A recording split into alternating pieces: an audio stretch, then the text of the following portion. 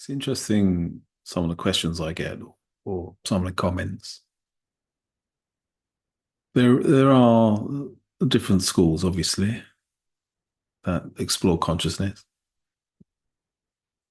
We got the neo-Advaita that just simply negate all appearance and say that is happening and this aliveness is unknowable and it cannot know this.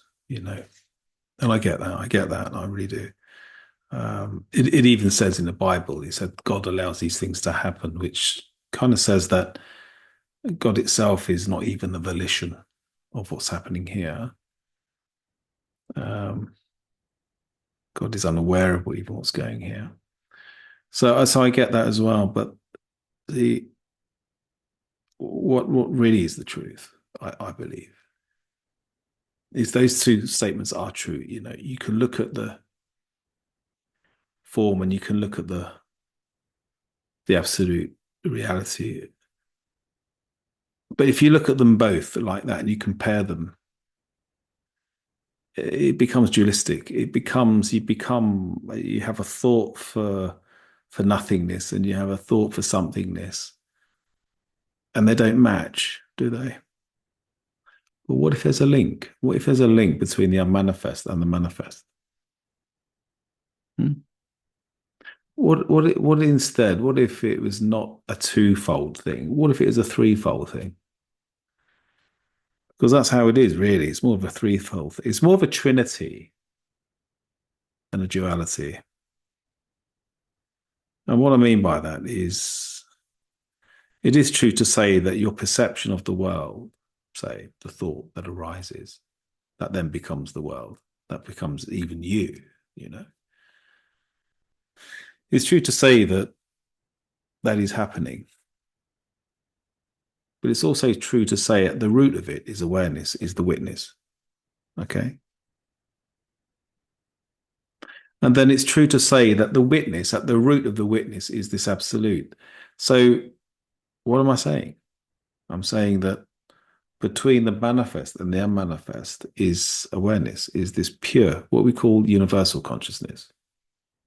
And of course, universal consciousness is not self-realization. Universal consciousness is just the I am. It's just the witness. And when the witness awakens, it can collapse within itself and come to know the self, as it says in the Indian, Sanskrit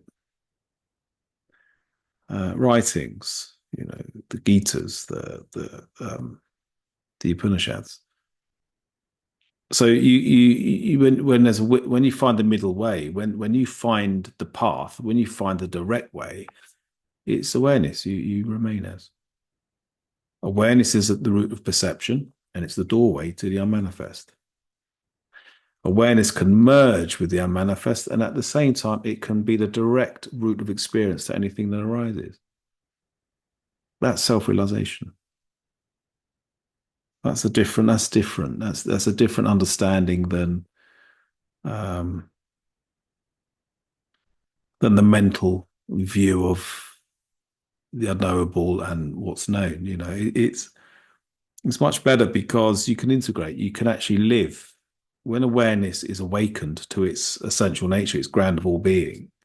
It's because it's come away from attachment to the body and it's actually collapsed within itself. It's gone into an era of complete unknowing.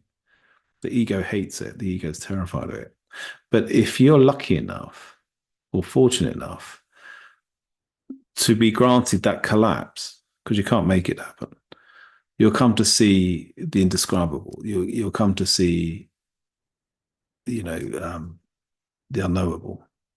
And it's the unknowing that comes to know the unknowable. This awareness merges with its innermost and it awakens in the absolute. And then in relation to the absolute, it's the root source of all appearance. All is consciousness, all is God consciousness. That's how it is. But it's better to understand it from awareness. It's better to understand it as awareness that's beginning to explore its innermost. It's better to understand it as awareness beginning to see it is the root of every thought that arises. Don't be in your head saying that's one thing and that's one thing. That just drive you crazy.